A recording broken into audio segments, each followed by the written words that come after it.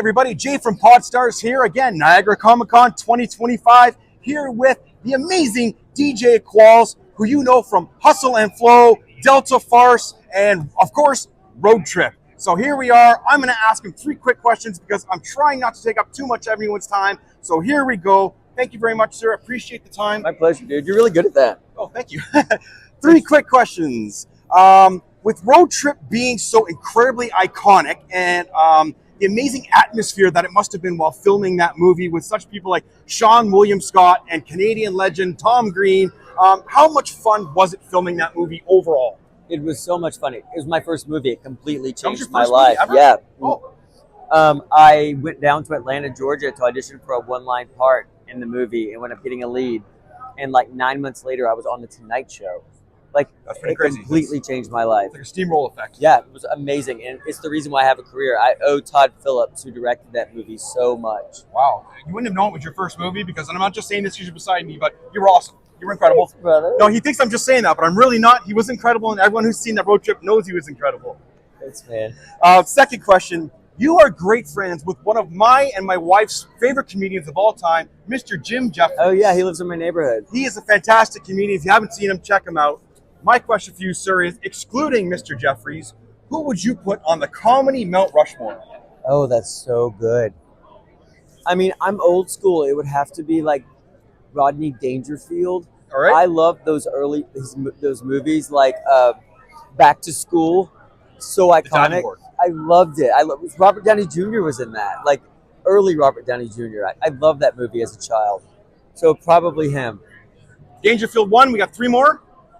I'll give you a hint. My 4 are Richard Pryor, Dave Chappelle, Bill Burr, and Jim Jeffries. I'm not just saying that because he's friends with Jim. I love Jim. Richard Pryor would have to be on there too, 100%. Let's see who else. You need a woman on there. Okay.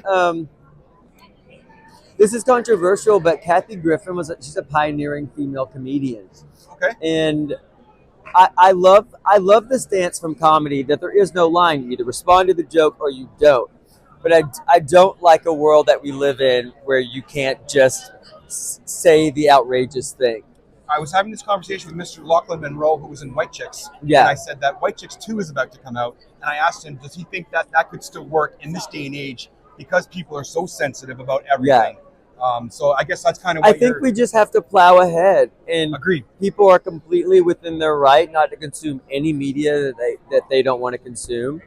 But we should have the freedom to produce whatever we want and suffer the consequences, good or bad. Agreed, 1,000%. I hope you guys agree too, because at the end of the day, if you don't have comedy, we have nothing left. That's right. And the third question, you've been a podcast guest on a ton of podcasts. You own your own podcast called Locked and Probably Loaded. Yeah. What do you believe is the key ingredient to interview a celebrity guest on a podcast?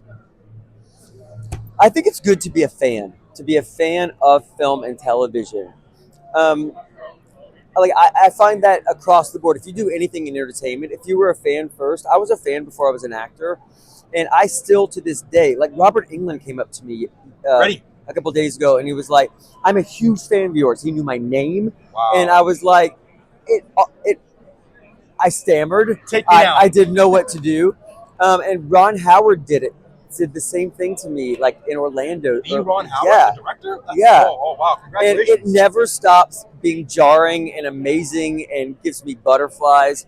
So I think being a fan of something, you'll do good service to it when you're interviewing someone. That's a great tip. So for all you podcasters up there, that's a great tip from Mr. DJ Qualls himself. So, ladies and gentlemen, it has been 3 quick questions with DJ Qualls. I dropped off the Podstarz information for him. I'm hoping I can get him on the website. Who knows? We'll see. Stay tuned. Thank you very much for your time, sir. It's been a true honor, and welcome to Niagara Falls. Thank you so much, man. Bye for now, guys. Bye, guys.